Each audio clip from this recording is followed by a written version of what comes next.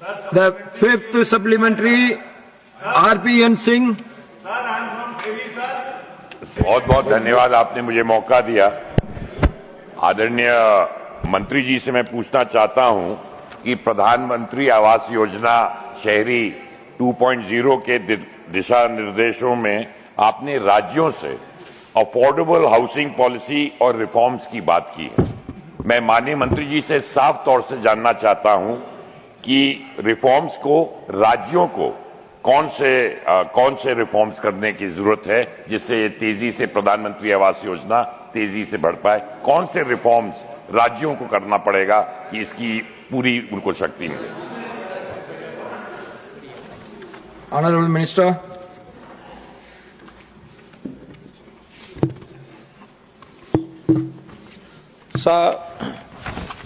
राज्यों को हम लोगों ने रिफॉर्म्स की गाइडलाइंस ये दी हैं और उसमें ये कहा गया है कि एक तो अपने यहाँ जो स्टाम्प शुल्क है वो इसके अंदर कम करेंगे ताकि मकान सस्ता मिल सके और कम यानी 1% या इससे भी कम करें। बहुत से राज्यों ने इसका पालन करना शुरू कर दिया है।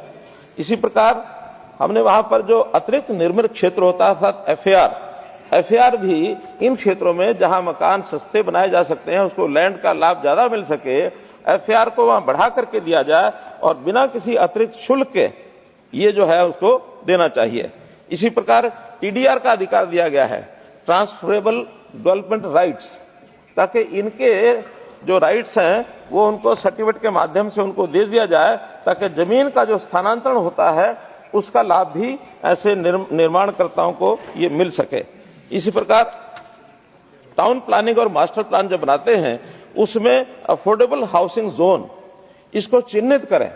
कई बड़े बड़े शहरों में इस प्रकार के अफोर्डेबल हाउसिंग को चिन्हित नहीं किया जाता ताकि लैंड की स्केर्सिटी के कारण से वो मकान बनाए नहीं जा सकते। इस प्रकार का मैंने कहा है ग्रीन चैनल द्वारा 60 दिन के भीतर न्यूनतम अनुपालन के लिए सिंगल विंडो सिस्टम ये बनाना चाहिए ताकि टाइम बाउंड अप्रूवल इन सब योजनाओं का हो सके, अन्यथा अप्रूवल में टाइम बहुत लगता है। तो इस काम के लिए स्पेशल फोकस उनको करना चाहिए। ऐसे ही land use change for AHP इस पर निःशुल्क होना चाहिए ताकि उसको फ्री अगर सीएलयू का सर्टिफिकेट मिलता है ताकि उन लोगों को उसका खर्च ये कम पड़े। ईडब्ल्यूएस और एलआईजी के लिए रिजर्वेशन ये उनको करना चाहिए ताकि रिजर्वेशन करेंगे तो ईडब्ल्यूएस के मकान जो वास्तव में ईडब्ल्यूएस है इकोनॉमिकली वीकर सेक्शन उन्हीं को मिलेगा, अन्यथा बहुत लोग इसको लेकर के बाद में ट्रेडिंग करके